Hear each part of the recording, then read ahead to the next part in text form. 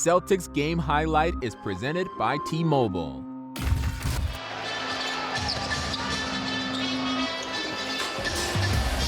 Brown knocks it down from the corner. That's a great play by Pritchard.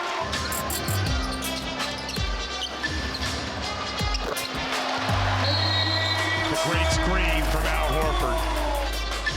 Orlando has only managed 7 points after Boston turnovers. Al gets a dunk down low. Down to 5 on the shot clock. Open man is Frazier, and he knocks it down. You're gonna tie ball. We are tied at 45. Schroeder, bounce pass, and Brown. Here we go. Give the people something to cheer about. Tees up a 3. Of course. He now has 19 off the bench. Robert's going to take a 3. Oh my gosh. 77-65. It is a 12-point Orlando Magic lead on a 20-4 run in the last 3 minutes and 50 seconds. Brown, top of the key, buries a 3. Decision by Marcus Smart. Oh, Smart dives and takes it away. Up ahead, Brown, count it. Tie game. Brown to the basket. Got it.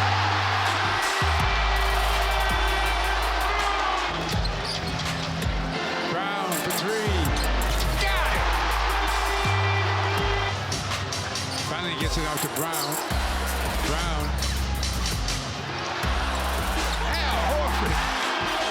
Who's been watching the game for a while. T-Mobile, the leader in 5G. Just another night in the NBA. Welcome in here to Celtics Postgame Live, presented by your New England Ford dealers. I'm Abby Chin. He's Chris Mannix, and we're still trying to figure out what exactly just happened. Jaylen Brown got a 50-burger, and the Celtics came back to win. 116-111 the final over the very shorthanded Orlando Magic. But Mannix, the Celtics trailed by 14 with just over 4 minutes left to go in this game. I honestly don't know what to say about this game. Like, the Magic are truly terrible. Like, that's a bad team.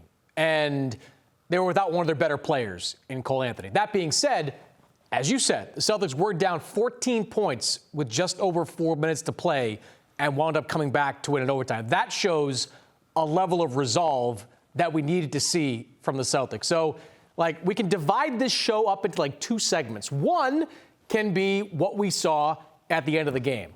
The rest of it can be the 107 turnovers that the Celtics committed and how they almost lost to one of the worst teams in the entire NBA. Just so many emotions, Abby, based on what happened in this game. A roller coaster ride to start off 2022. I like how you had to look at your stat sheet. 107 turnovers. It did feel like that.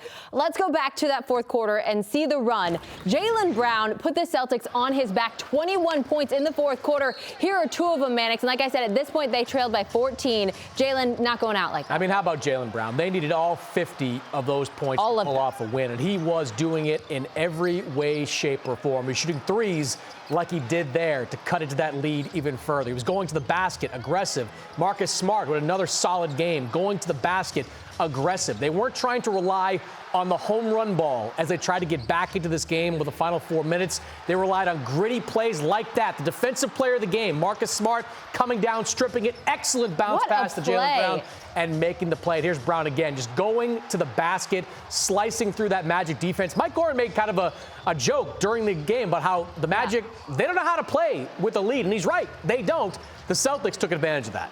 Well, I mean, for a while, it felt like the Celtics didn't know how to play down, as we've seen.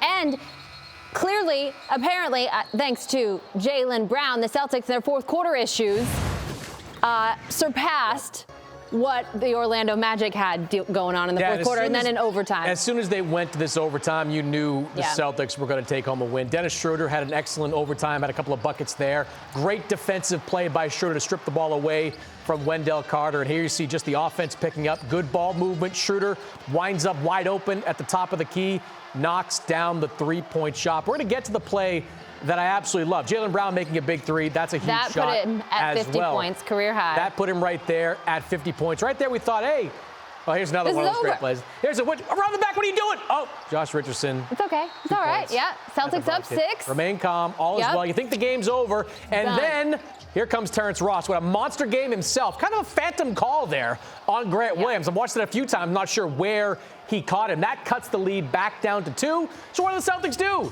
They go to Al Horford, who's been on the bench for like 17 minutes, and he knocks down a three-pointer in the corner. Just wild ending to this game in every way, shape, and form. Unbelievable. But the Celtics, thank God they got that win. Otherwise, as we said in the pregame show, this would have been an inconsequential follow-up to what happened in Phoenix. Phoenix was the feel-good moment of the season. If they had lost to Orlando, that moment would have been wiped away. But they didn't, and we do have something to celebrate. Jaylen Brown, career-high 50 points.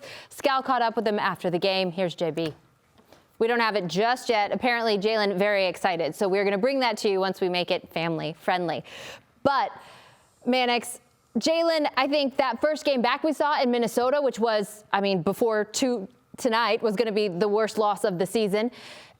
And how much he put on his shoulders without Jayson Tatum. Tonight, he thrived in that. Yeah, he was among the most disappointed guys in the aftermath of the Celtics' recent losses, just with the way they've played. And he had said in some variation, I've got to be better. I've got to make shots. And he did that tonight. 19 for 29. The 50 points is one thing. To do it on 29 shots and to shoot that kind of percentage, 11 rebounds as well, handed out 4 assists. That's a nice number for Jaylen Brown, given the offensive burden he had to carry. He just took this team, as you said, on his back and helped them pull out a win. Finest game of the season for Jaylen Brown in a game this team absolutely had to win.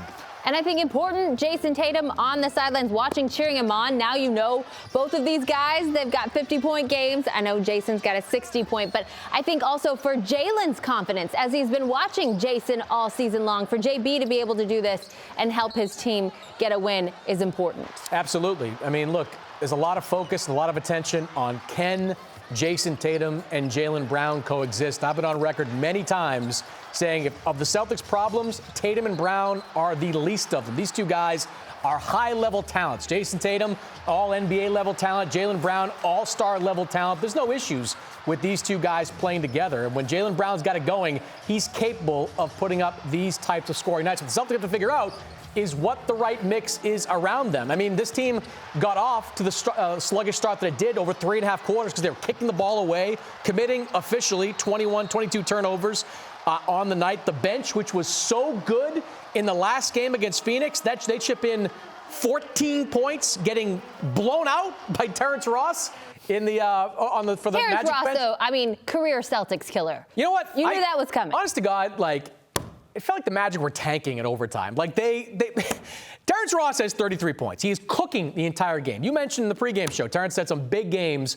against the Celtics during the season. And you see the overtime, and it's like, let's go isolation with Franz Wagner. And let's have Tim Frazier go one-on-one going to the basket. Give the ball to Terrence Ross and get out of the way. I couldn't understand the Magic strategy. They really had so many bonehead errors that gave the Celtics the opportunity. And to the Celtics' credit, they took advantage of those opportunities. Which is not something that they have done this season with consistency. We are now ready to hear from Jaylen Brown. Here he is after his 50-point game. Jaylen, I'm not even going to begin to describe what I just saw right now, but how about you tell me? How did this game sort of unfold in your mind? We needed to win. That was it. We needed to come out and win. We're trying to play some good basketball. Guys are coming back in the lineup. I don't think we defended as well as we could have. We still kept them to a 110, 111, but we got to keep playing good basketball. So we just needed to win. That was it. When did you know you were having this type of night? I didn't. I was just trying to be aggressive the entire time. My teammates was finding me, encouraging me to take the shots. I feel like I took some good looks, and they went down tonight. The last couple of nights they haven't been down, but tonight I got lucky, I guess. No, the game where you put the team up by 2, you came off the pick and roll, turned the corner, got to the basket. When you're playing in these situations, are you just reading and reacting out there? Yeah, I'm seeing how they were going to guard me, and they were mixing it up. Sometimes they were switching, hedging, trapping. They mixed it up a little bit, so we played well. And Dennis played great, but he's ugly, but he played great. I guess I'll leave it at that. Thanks, Jaylen. Yeah, thank you. Appreciate you guys.